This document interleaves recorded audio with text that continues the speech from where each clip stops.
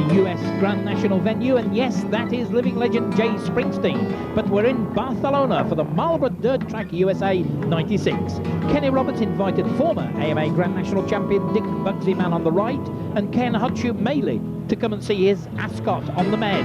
This beautiful 3/8 mile red dirt oval was designed by Kenny and built by the Circuit of Catalunya. But Kenny, who many believe was the best dirt track rider of all time, before he traded his steel boot for a pair of knee sliders and won 3 consecutive 500cc road racing world championships, won 2 AMA Grand National titles for Yamaha against Harley Davidson back in the 70s. Yeah, the left boot and the steel shoe is what I wore sort of my last race in 77. So I think it's aged a lot less than I have.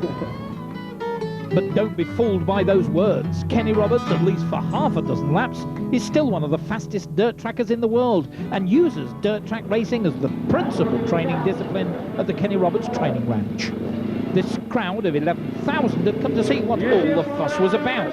Individual Super Pole style qualifying gave fans a chance to compare the riding styles of some of America's best riders. When the man from Michigan, Jay Springsteen, came out for this final run, the best time was shared by Americans Jim Felice from Modesto, California, and 18-year-old rookie Tommy Hayden from Owensboro, Kentucky at 19.05 seconds. Actually, Jim Felice has worked about 12 hours a day for the last 2 weeks trying to get this oval just right. And as you can see, Chris, this track is as smooth as a billiard table. And if we're lucky and the boys on the tractors and the water trucks under the direction of Kenny himself do their job just right, we might see that rare thing, a perfect racing track where the riders can run up in the middle, they can run high, they can run low, a track without a group. Jay Springsteen coming out of turn 4, hooking up, looking for some grip. Here he comes onto the straight. And the time, 18.81, that's good enough. It beats Felice and it beats Hayden. But will that be good enough? Because there's still another man to come out. We've still got number 16, Ronnie Jones, who will be rolling out for his last run. Now, Ronnie's one of the best short track racers America's ever produced. And he's been saying all during practice that this track is so damn good that it's hard to decide where to run. Well, we're seeing Jones keeping the bike down on the inside now, looking for drive on the inside. And let's listen to that 600cc 4-stroke single rev as Jones hunts for grip.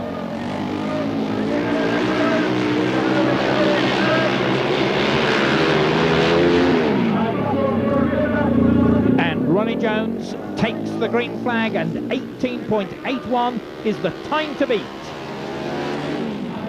And Ronnie still working down low, and I've seen this man win at Daytona and Barberville over the years.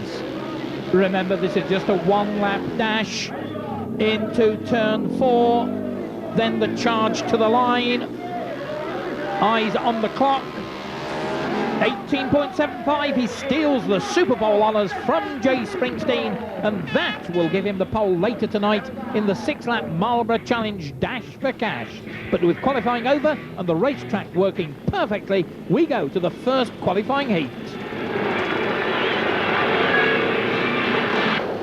And there's Randy Mamola, as always, working the crowd and getting himself pumped up in the process. Randy starts on the inside of the front row alongside Italian Roberto Ungaro, Catalan dirt track champion Luis Massana, and Italian former champion Giorgio Ceccarello on his Gazzaniga Harley. And Randy gets a terrible start off the pole, but it's Ungaro in the lead in front of Ceccarello. Mamola in 5th place. He's got a lot of work to do. He's now up into 4th spot, but the Italian's going well in front of him. There's the race leader, Roberto Ungaro, and Mamola up into 2nd spot now, squeezing his way through. The crowd on their feet, they like that. Mamola, but under pressure from number 5, Giorgio Ceccarello, and Ceccarello on the inside. Oh, and Ungaro at the front. He's so unused to being there, he can't believe it. He keeps looking back to see where the opposition is. Mamola and the opposition trying to go around the outside. Mamola, though, having none of that, up into 2nd place. So it's the Italians 1st and 3rd. Mamola the meat in the sandwich, and again he looks back over his shoulder. Well, this really must be an unusual experience for the man out in front. Ungaro, he's down. Well, he got so excited at the thought of winning, he threw it away. And now Mamola just 1 lap away from victory in this first qualifying heat. He's fought off all the efforts of Giorgio Ceccarello, the man right with him, and Randy Mamola who isn't exactly a dirt track exponent of the standards of the others, wheelies over the line.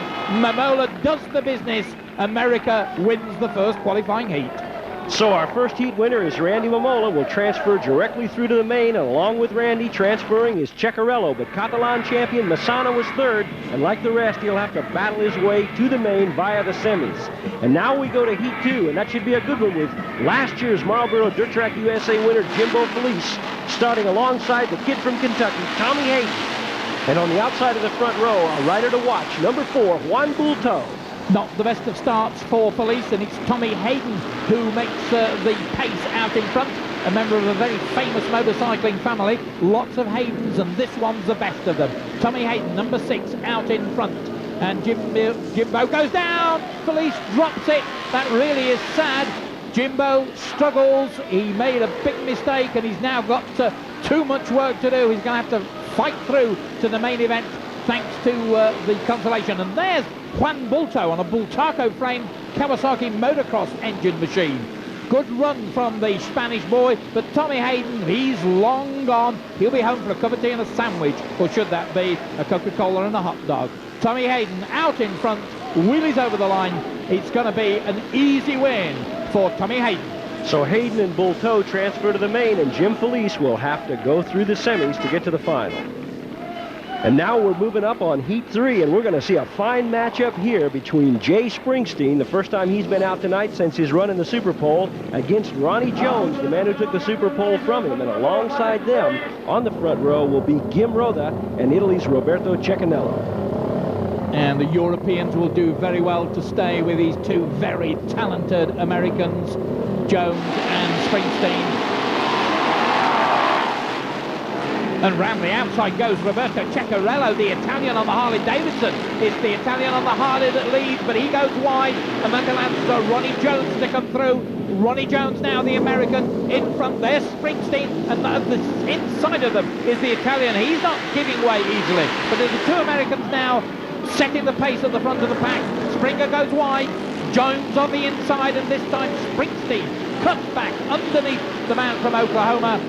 The Michigan man out in front, Jay Springsteen. What a legend he is in the world of dirt track racing. And Springsteen now opening up a slight gap, but Jones isn't finished yet. I'm sure of that. The tighter line from Jones. He looks on the inside, he'll drift across the path of Jay Springsteen, and Springsteen comes back underneath him. Well, this is anybody's race still. They both like different lines. Jones trying so hard, almost gets crops up there. Springsteen waves a leg, the wheelie in the air as they go over the finishing line, and Jones this time looks as though he's going to make it stick, but here comes Springsteen again. Jones on the outside, Springsteen on the inside, and they may change lines again. Springsteen likes it on the outside in the dirt, and Ronnie Jones likes the inside line. Together over the line they go, and that was very, very close. Still Jones. Springsteen now back in second place. Can Jones hang on? He's got the advantage, but Springsteen coming back at him. It's going to be very tight, and here comes Springsteen again on the inside line. Jones trying to go around the outside, trying to find some grip, and Springsteen pushes him out wide, and that was very, very close indeed as they go over the line. And this is a real barn burner, the kind of racer that only a perfect racetrack can produce. You see, Jones has been working down inside most of the night. Springer has been going up high, looking for a cushion up there. He's been running way up high, throwing up a rooster tail of dust. And you see Springer now going in real high, coming down, and he's still going to stay on the outside of Jones as they line up the straight. And these two men, they know each other, they trust each other. That's how you can run so close at these sort of speeds.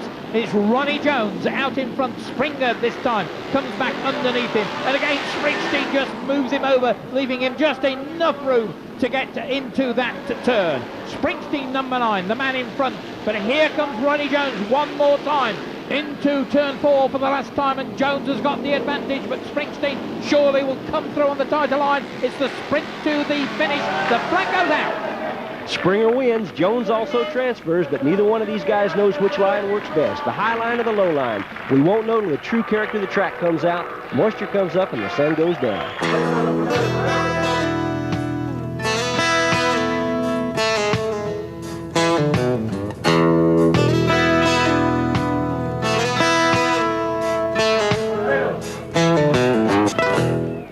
A spectacular sunset behind the sacred mountain of Montserrat as tension builds at the Marlborough Dirt Track USA 96. The biggest applause of the evening was for 3 times 500 world champion Wayne Rainey, who received a standing ovation from the 11,000 crowd. Wayne, accompanied here by his little son Rex, began his great career on the American dirt track ovals and still says it was dirt track racing that gave him the skills and the competitive toughness necessary to win in 500cc Grand Prix racing. Also on hand, Grand Prix stars Abe, Bale, Biaggi, Caparossi, Cadalora, Kenny Roberts Jr. and new 250 Yamaha signing Sete Gibernal. It's nice to smell the smell and get the dirt on you, and you know, it's been since last year since I've seen one, and you kind of forget just how exciting they are till you actually come here and watch it live. It's a great show. If they did this every race, I'd be at every one.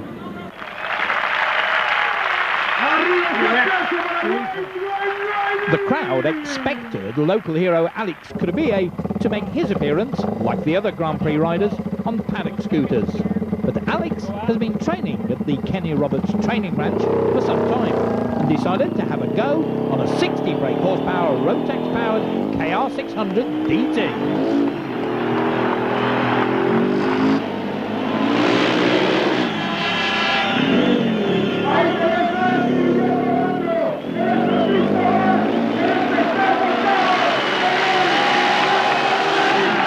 The sight of young Alex on a 600 Rotax thrilled the Catalan crowd, but moments later they would have the rare chance to see the return of the King.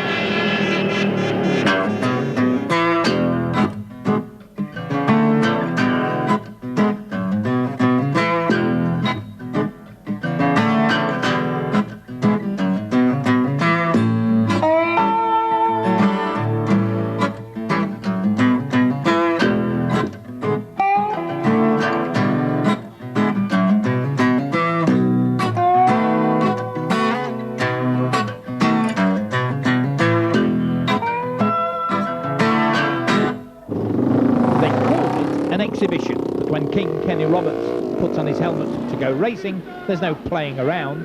This would be 6 laps to remember. Roberts and Springsteen on the track again, along with Jones, Felice, young Tommy Hayden and Randy Mamola. To the line, King Kenny on the outside. Is this a chance for some of the others to put him up the bales? And Kenny responds to the roar of the crowd. The rest coming into line. There's Kenny Roberts, there's number 3, little Jimmy Felice, Jimbo. I saw him win a novice race at Houston Astrodome a long time ago. There's Randy, number 2, urging on the crowd. What a cheerleader, his own built-in cheerleader group. KR then, number 3, Jimmy Felice. And away they go, and KR made the break first. Whether he cheated or whether he got the march on the others, I don't know. Kenny goes wide and high and wide around the outside, and he leaves the rest struggling in the dirt. KR leads. Out in front, Jimmy Felice is up there. So too is number 9, Springsteen, and Springsteen in 3rd place. Here's Kenny running on the cushion.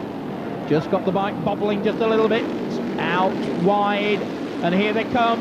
Kenny wheelies, and that will allow the rest to get a little bit closer. And I say this may be an exhibition, but I'll tell you, they all want to get to that checkered linen first. Here comes Springsteen. Springsteen wheelies over the line. Kenny back in front by just a wheel. Kenny on the dirt, and look at that, 2 riders going on the inside, and it's Springsteen who puts his nose in front, pushes Kenny wide. So Springsteen now takes up the running. Springer out in front, and Kenny Roberts is going to have to work to win this one. Roberts in 2nd place. Springsteen leads. KR goes tight. Springer goes wide, and 3 men go past him. Well, you can't blink here or you're in big, big trouble. Number 9, that's Springsteen, and Springsteen again takes the advantage. And on the inside is number 3, Felice. Jimbo, who works for Kenny Roberts at the training school, he's there. KR's in 2nd place. KR will lead. No, he won't. Felice on the title line, and he'll go through to grab the advantage. Springsteen pushed back to 3rd. Roberts now goes for the title line. Springsteen charges through. Felice is back into 3rd spot. Springsteen number 9. KR on the outside. Another big wheelie from King Kenny. and that allows Felice to go through on the inside. Springer's there second. Roberts goes very wide indeed. Well, maybe he had a mechanical problem, maybe he missed a gear, whatever the reason, the outcome is that Jimmy Felice and Springsteen are now battling for the lead, and KR is a long way back, and it's the sprint to line. Felice wins, Springsteen second, Tommy Hayden third, KR finishes fourth. It's been so long since I got a white flag, I didn't know what it was. I saw out of the corner of my eye the guy waving something, so I went, oh, okay, the race is over. So it's been a long time since Kenny's seen a white flag. Here he goes across the start-finish line. The white flag held out like they do in AMA Grand National, like they don't do in road racing. Kenny mistook it for the checkered flag. You see him let off and run high now. He thinks it's over. He looks to the inside and says, where are you guys going? He opens up the throttle again, but he's only able to take one place back. So Kenny's going to have to wait another year to be able to win the exhibition race at his own racetrack. Kenny Roberts finishes fourth, takes a hand off the bar there and says, what did I do?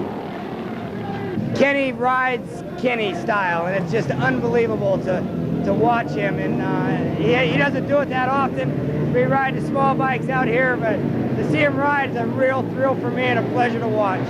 You know, I was saying how fun it is to slide a 500 around, and the feeling that you get from it. So very similar to when you come out here. But what's really, really nice is we're in a closed atmosphere, and with the closed atmosphere, you know, you get the sense of more people, and makes you all goose pimply, you know, and it just makes things really, really good. Good job. All right, thank you, Kenny.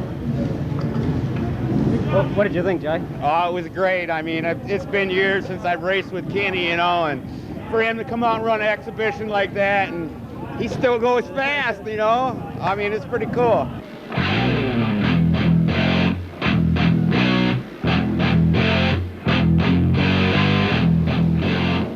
As usual in dirt track racing, the night increases the tension, and riders were still trying to figure out which was the best line. The low line preferred by Jones and Momola and Felice, or the high line up in the cushion that Roberts had used in the exhibition. When the riders rolled down for the Marlborough Challenge, they definitely had their race faces on. This would be a 6-lap dash between the 5 fastest qualifiers, and there's a big pot of cash to be taken by the winner for less than 2 minutes' work.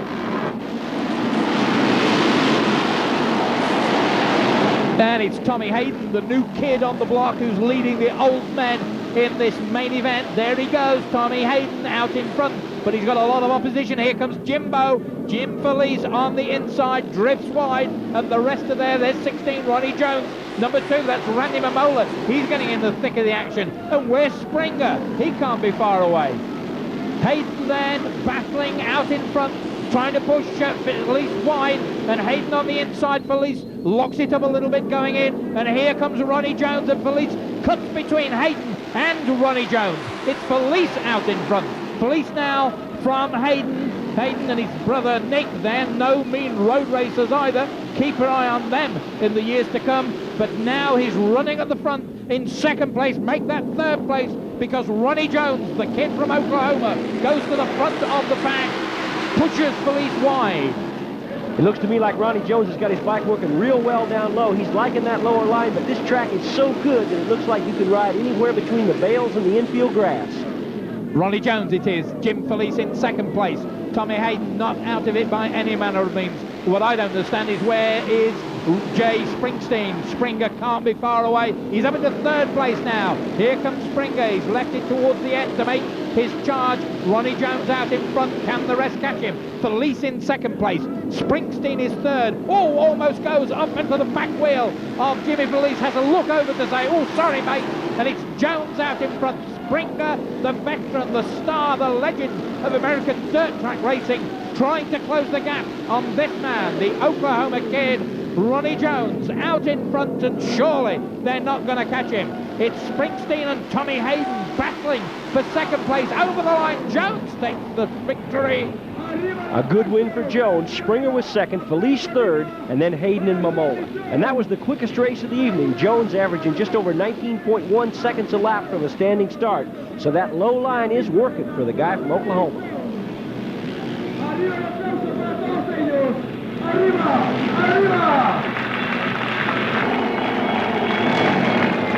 I can't say enough about Kenny Roberts and Marlboro bringing us over here. Got a great crowd, a great racetrack, and I'm just having more fun than I've had all year. What do you think the racing's going to be like tonight? Pretty tough? Well, it is going to be tough. These guys are, going really fast, and the racetrack allows for a bunch of different lines, which mean guys are going to be going high and low and all over the racetrack, and that makes for some exciting racing. Jay Springsteen made it clear when we talked to him earlier today there'd be no playing around in the main. He knows he's up against some of the best dirt trackers in the world, and among them a kid from Kentucky, Tommy Hayden, who'd love to pull off a big upset and beat the legend. And then there's Ronnie Jones, fresh from his impressive win in the Marlboro Challenge. The only non-American on the front row, Giorgio Ceccarella on the Gazzaniga Harley. And the Americans right at the front of the field, and of those Americans it's little Tommy Hayden who's setting the pace. What a great start from Tommy Hayden, and just on the outside is Springsteen, and it's Hayden who hits the front. Tommy Hayden, the youngster, out in front. Springsteen cuts down onto the inside line, but it's Hayden out in front. Springsteen in second place. No sign of Ronnie Jones for the moment, the man who won the Marlboro Challenge. Tommy Hayden was the quickest heat winner, and he's setting a hot pace with Springsteen battling hard to reel him in. Springsteen's got his bike looking up good. He's fast low, he's fast high, but young Tommy's making him work hard tonight. And out in front then, Hayden still setting the pace, and the old men behind him, the veterans, I'm sure they didn't expect this, but here comes Springer. Jay Springsteen closing down now, the whippersnapper who's out in front. Tommy Hayden leads, but Springer goes for the inside line. Hayden may have the traction coming out down the back straight, but Springer pushes him out towards the boards, and Springsteen hits the front. No surprise this, but here comes Tommy Hayden back. Oh, and a real charge on the inside, and we've got a fight on our hands now. Springer's still looking to the inside line there as they go down the back straight. Jay Springsteen all night long tonight's been running up in the cushion, but Tom Hayden's been giving him quite a run here in these opening laps. Springer letting her run a little bit wide now. Wheelies across the start-finish line. And where's Jones? Well, Jones is back in third place. Beautiful style, but that low line not working for him as well tonight as it has earlier. Back with the race leaders, and it's Springsteen who's got the measure now of Tommy Hayden, it seems. Hayden trying to close back down on Springer. He goes for the inside line. There's a slower man in front. Is this going to be the moment that Tommy Hayden regains the lead? The charge down the back straight. Springer with half machine's advantage, and Tommy Hayden trying so hard to show his mark in his first visit to this dirt track race. Oh, and a tail ender gets in the way, and he definitely balked poor little Tommy Hayden, and that may well have cost the youngster from Kentucky a chance of winning the main event. Springer, with the experience that over the years, Springer knew what to do, where to go. Tommy Hayden just eased it off a moment, and I think that did it. Well, Springer did get the best of them through the back markers there, and he looks back now, and Kenny's loving this because he's watching Springer run that same high line he used in his exhibition race. Springsteen now on his way to what could be his third win in Spain. He's been here 3 times. This will be his third win as he comes across the start-finish line here, just a couple of laps to go. And Springsteen carving his way through the traffic as if he's going down the Diagonal in Barcelona.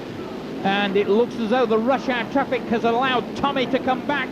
Springsteen's going to win, but he may be very close indeed. The kid runs close, but it's Springer who takes the checkered flag first. And after Springsteen, it was Hayden, Jones, Felice, Momola, Bulto, Giorgio Ceccarello, Ungaro, Massana, and Val. But the glory and the gold were for the legendary Jay Springsteen, who at 39 can still back it in with the best of them.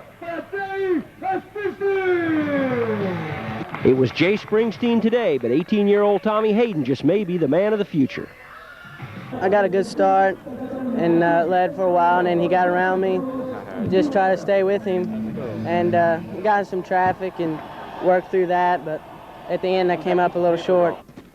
So it was all over, bar the fireworks. And that overcapacity crowd and Kenny himself stayed around to see the fire in the sky after the thunder of American dirt track racing. What's the greatest thing about dirt tracking? going 130 mile an hour and flicking it sideways.